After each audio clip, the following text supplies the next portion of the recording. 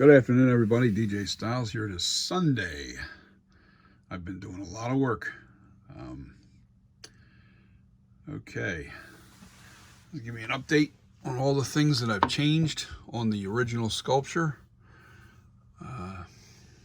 Let's see. First of all, the eye cuts are smaller.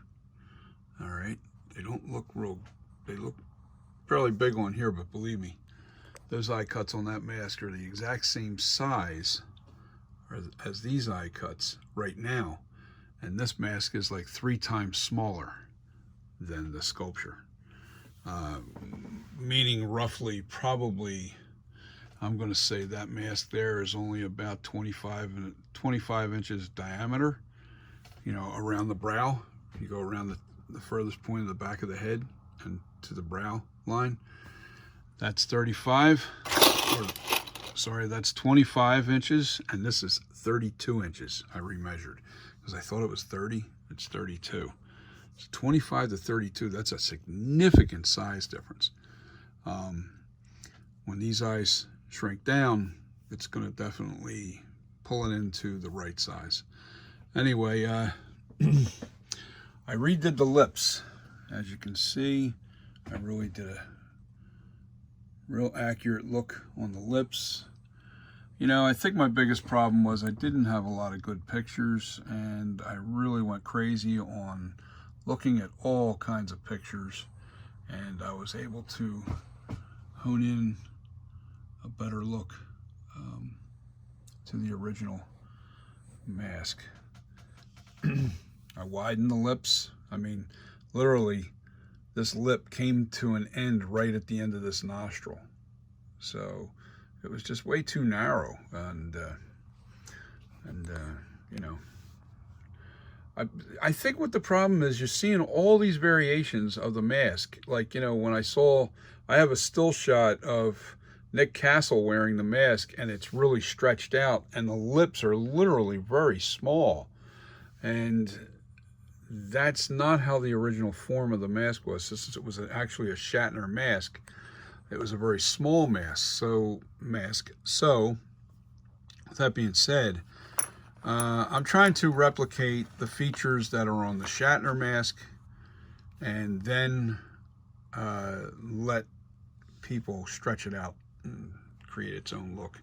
You can foam fill these things. You can put pieces of foam in it to give you the exact look that you're looking for on a small casted mask, and that'll give you all the looks that you want. But you got to have the original features. That's what I figured out.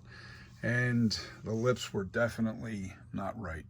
So I honed in on, let me see if I can turn the light on a little bit, cast a little bit of light on the subject. There we go. There we go. Now you can see more definition in the lips. See the shadowing in here? It's concaved on both sides of this lip. It's bumped up here and bumped up right where the lip, and then it's bumped out right on the tip of this lip. So you can see down how that's shaped. It's actually how a real lip should be. So anyway, and I'm working on the ear right now on the other side. And I have to get underneath the ear. I got to smooth this out because I took away some of this chin underneath, a little bit too stretched out, and I took away some of the chin.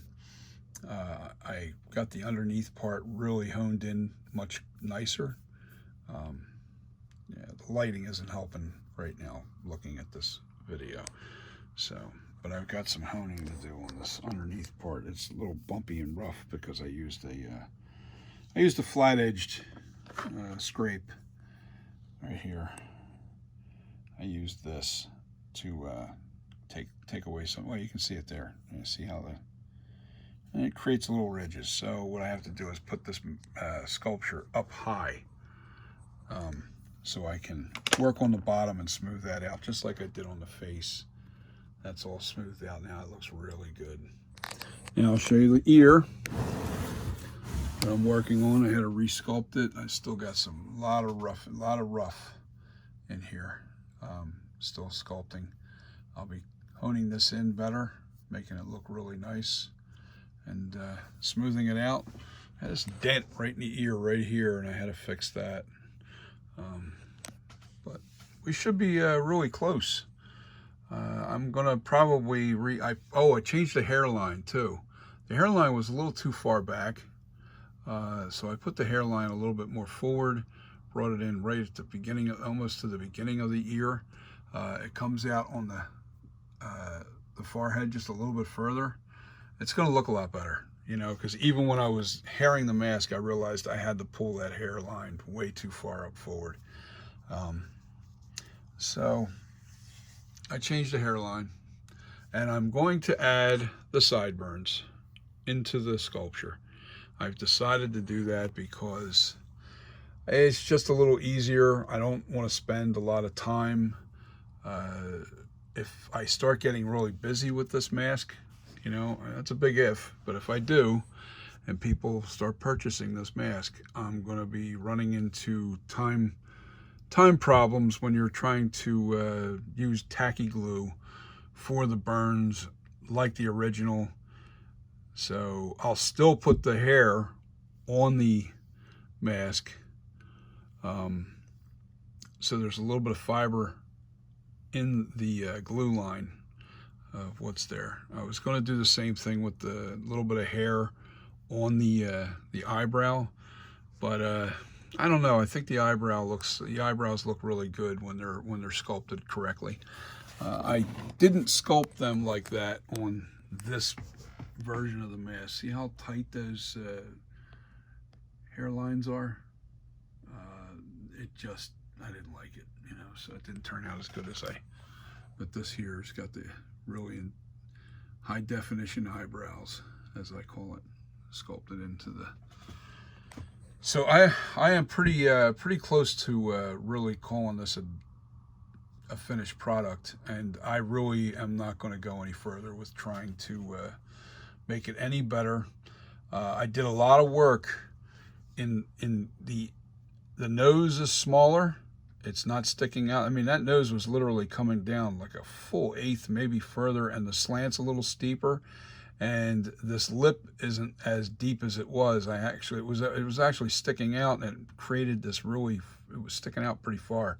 So I was able to scrape away a lot of this, and I made the outline of the mask is really on the button. It's right on the money. It's on the money as far as some of the still shots. I bumped out the cheek line here, bumped out here. I fixed the jawline, made that a little bit more prominent. It looks a lot nicer and smoother and rounder, the way it should. The ear is the only thing I have left to do, and smoothing out the top of the head a little more. I mean, the head gets covered with hair, so it doesn't really matter how imperfected that is, because it's gonna be buried in hair. You're never gonna see it. Got some shine going on here, but that's because I was rubbing out some of the, just to see. See, whenever, like with clay, like I'll put a naphtha with a brush on there, and it creates a nice dull finish on it. It puts that nice, you know, it doesn't shine. But if you want to see an area that's giving you a problem, that might have too much, like, you know, a little bump, or it's caved in a little bit, rub it. You know, you just rub this area and it'll get shiny, see? And it'll show the imperfections. I thought I saw something there, and there wasn't really anything there other than some lines, which I can get out. But right above the ear, where you see these little you know, you can see the little carved out areas. I have to fix that area. And there's a lot there still has to be a lot has to be done to the ear yet, and the top of the head. So that's pretty much done. I sculpted in. Hold on. Let me turn this thing so you're looking at the back of the head. I sculpted in my logo, my Custom Corpses logo on the masks. This way there's never any question. You know, you'll be able to see it under the hairline. You'd have to lift the hair up. I want to make sure that the glue line falls, so there's no hairs glued right to the logo. So you'll be able to lift it up. You'll be able to see the Custom Corpses. I don't want it in plain sight. I would, you know, putting it down on the neckline with some of the people that do that, I don't want that, because, you know, it's a Myers mask. You don't want to see somebody's logo on the mask. I still have to put the NightCreeper on here, and that's going to go below the cut. NightCreeper, and I think I'll number it on the inside of the mask with my signature, and that's how I'll do it. So you'll have Custom Corpses NightCreeper, and if it's, you know, this is the 78, and then I'll change it to the 81, and I think I'm just going to put NightCreeper on there. And I don't know. Well, I'll figure it out. I'll figure it out. I'll have to figure it out. I don't want to have to carve into the clay every time I change the year of the mask. You know, if you understand what I'm saying. Anyway, I'll have to figure that part out. I'll see what I'm going to do with that. But there's my logo, Custom Corpses. This is a pretty cool logo. These are monster eyes here as O's. So you got CUSTOMCORPSES. And tomorrow I'll teach you colors. No. But anyway, they're monster eyes. So it's pretty cool the way these look. Hopefully they look, you know, you can tell what that is. I don't know. It's pretty tough because clay didn't give me the high detail as the actual stamp. But anyway, that part's done, and now I have to get the rest of the sculpt finished.